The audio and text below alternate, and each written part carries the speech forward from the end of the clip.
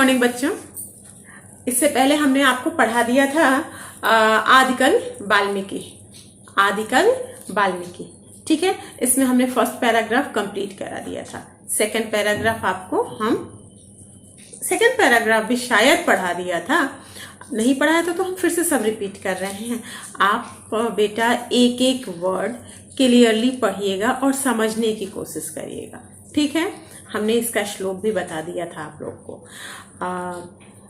और एक बात, जितना भी आप लोग को पढ़ाया गया है बेटा, सबकी आप प्रॉपर कॉपी बनाते चल रहे हैं ना, क्योंकि सारे क्वेश्चन चैप्टर 1 to चैप्टर 12 सारे क्वेश्चन आंसर, वर्ड मीनिंग, शब्द रूप, धातु रूप, सब कुछ आपको कंप्लीट करना है। ठीक है बेटा, ये सब आप अपनी कॉपी में कंप्लीट कर लीजिएगा। ठीक है ना बच्चों? तो चलिए हम पढ़ते हैं इसका सेकंड पैराग्राफ और थर्ड पैराग्राफ, फिर हम रिपीट करके पूरे का पूरा एक बार फिर से हम इसको रिपीट कर देंगे। चलिए बुक निकालिए बेटा। हमने आपको यहाँ तक स वाल्मीकि रामायण नामना प्रसिद्धा यहाँ तक पढ़ा दिया था ना बेटा। अब हम इसके आगे पढ़ते हैं। अस्मिन् काव्ये वाल्मीकिना पितुः आज्ञा पालनम भातृस्नेह परोपकार दया दाक्षिण्यम दीनरक्षा इत्यादीन मानवतायाः पोषकानि जीवन मूल्यानि वर्णितानि सन्ति। कह रहा है अस्मिन् काव्य मतलब इस काव्य में वाल्मीकि ने पितु आज्ञा पालनम मतलब पिता की आज्ञा का पालन करना, भातृ स्नेह भाई से स्नेह, परोपकार, दया, दाक्षिण्यम मतलब होता है उदारता, दीन रक्षा दीन मतलब गरीबों की रक्षा, इत्यादि मानवताया मतलब मानवता पोषकानि मानवता पोषी का मतलब होता है मानव को जो मानव आपको मानव का दर्जा देती है, अर्थात आपके अंदर वो सारी फीलिंग्स होनी चाहिए जो हमें दूसरों को देखकर जो हमारे अंदर फीलिंग्स आती है, मतलब दया की भावना और प्रेम, विश्वास, ये सब चीजें मानवता पोषकानि मानवता को पोषित करने वाले जीवन मूल्यों का भी वर्णन किया है। फिर से समझ लीजिए। अस्मिन् काव्ये वाल्मीकि पितु आज्ञा पालन, इस काव्य में वाल्मीकि ने पिता का आज्ञा पालन, भातृ स्नेह भाई का स्नेह, परोपकार, दया, उदारता, गरीबों की रक्षा इत्यादि ये सब मानव को पोषित करने वाले जीवन मूल्यों का भी वर्णन किया है। किसमें? रामायण में। अयम कवि संस्कृतस्य आदि कवि उच्यते। अयम कवि संस्कृतस्य आदि कवि उच्यते। इन कवि को संस्कृत का आदि कवि उच्यते। तद्रचना और तद्रचना तद्र च अलग हो जाएगा। तद्रचना च आदि काव्यम उच्यते। इन कवि को संस्कृत का आदि कवि और इनकी रचना को आदि काव्य कहा जाता है। इनकी रचना को क्या कहा जाता है? इनकी रचना को आदि काव्य और इन्हें संस्कृत का आदि कवि कहा जाता है। ठीक है बेटा, हम आपको फिर से एक बार शुरू से ये पूरा समझा देते हैं। ठीक है, ध्यान से समझने की कोशिश करिए बेटा। एक बार मैंने आपको इसको पढ़ा दिया है, एक बार हम आपको फिर इसको पढ़ा देते हैं।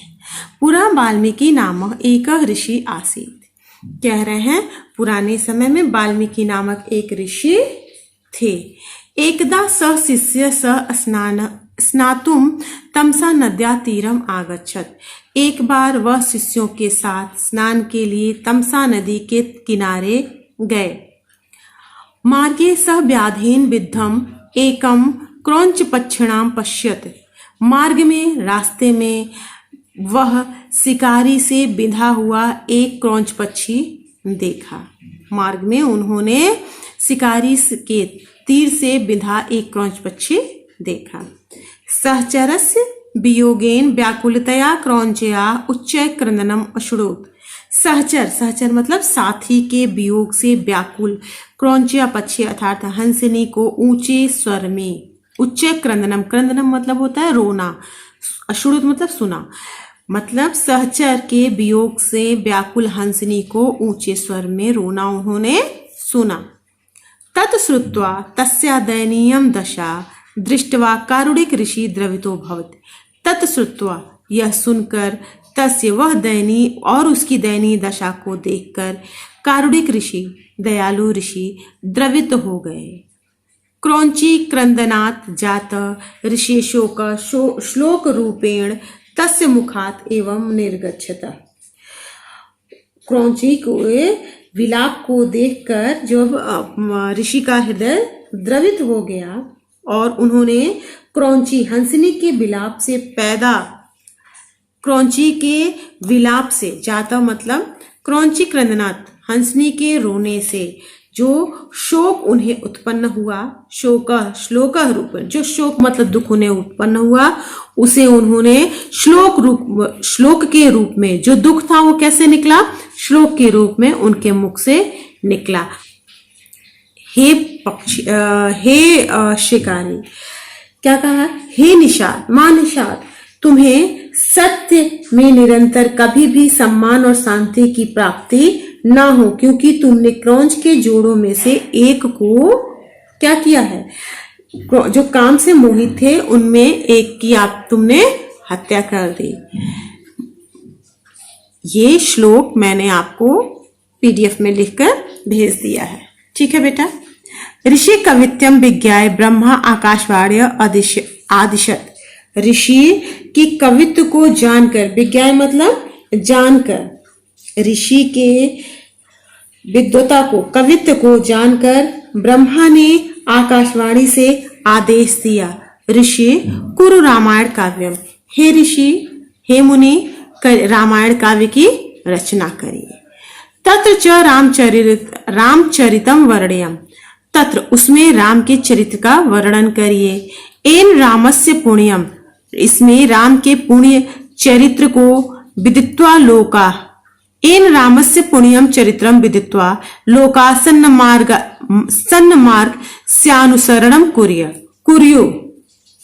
कह रहे हैं कि हे मुनि, जब उन्होंने कहा हे मुनि, हे ऋषि, रामायण काव्य की आप रचना करें और इसमें राम के चरित्र का वर्णन करें, जिससे भगवान राम के पावन पुण्य चरित्र को लोग विदित्वा, विदित्वा मतलब जानकर, उनके पुण्य चरित्र को जानकर लोग, लोका मतलब लोग, सन्मार्ग का अनुसरण, सन्मार्ग से अनुसरण अर्थात सन्मार्ग का, अच्छे मार्ग का अनुसरण करें, ठीक है बेटा। कुर्यु मतलब करें।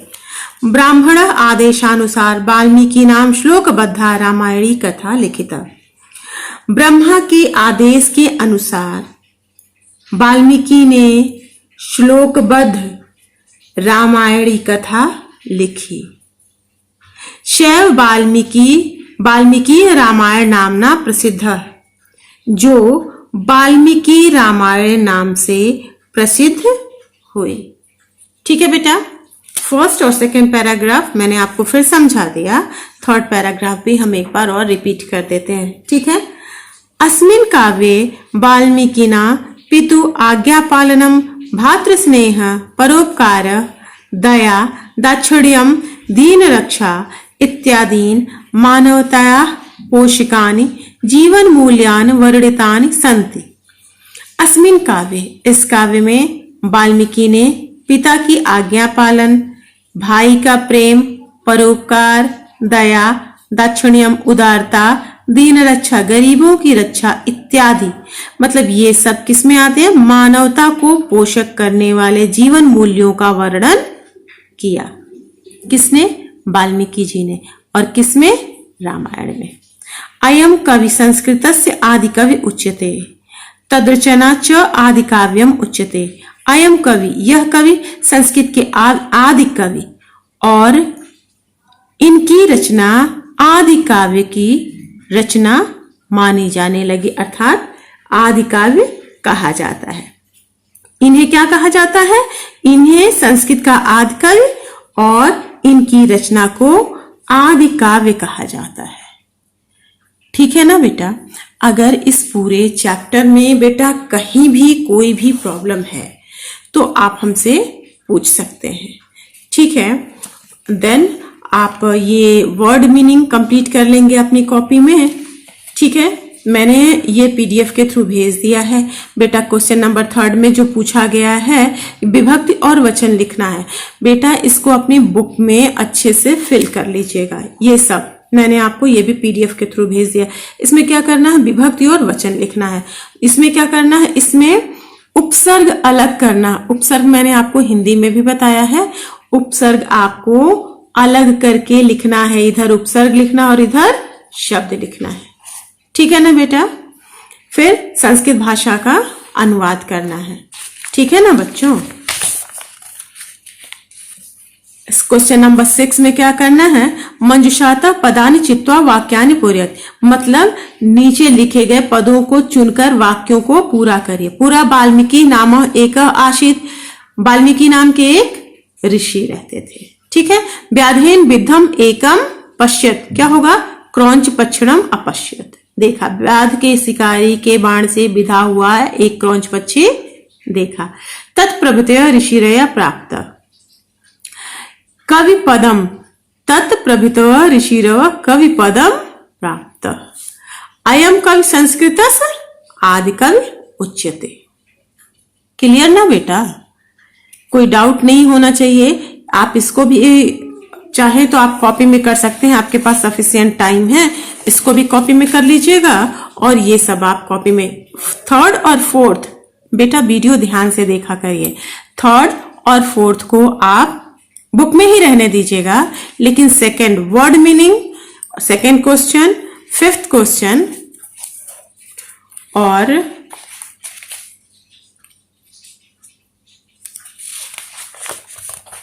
क्वेश्चन नंबर 6 ये आप कॉपी में कर लीजिएगा। लास्ट क्वेश्चन आप 7th क्वेश्चन देखिए, लिखा है पदानि चित्वा कथा पूरयत, पदों को चुनकर इस कहानी को आपको पूरा करना है। हम आपको एक बार समझा दे रहे हैं इस कहानी को हिंदी में। एकस्मिन पर्वते, क्या होगा? एकस्मिन पर्वते सिंह निवसति, क्या होगा यहाँ पे? सिंह, इसके पहले क्या लिखा जाएगा यहाँ पे?